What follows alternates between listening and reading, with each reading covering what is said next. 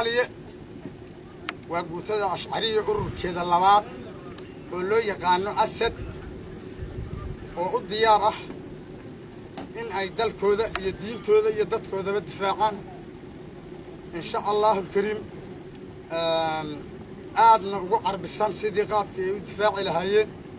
waxa weeye tiro guudna waxa weeye 359 nin oo askari oo weliba aad iyo aad aan ugu kalsoonahay tababarkooda iyo xirfadooda dagaal intaba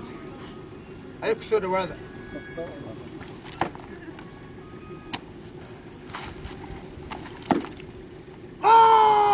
stop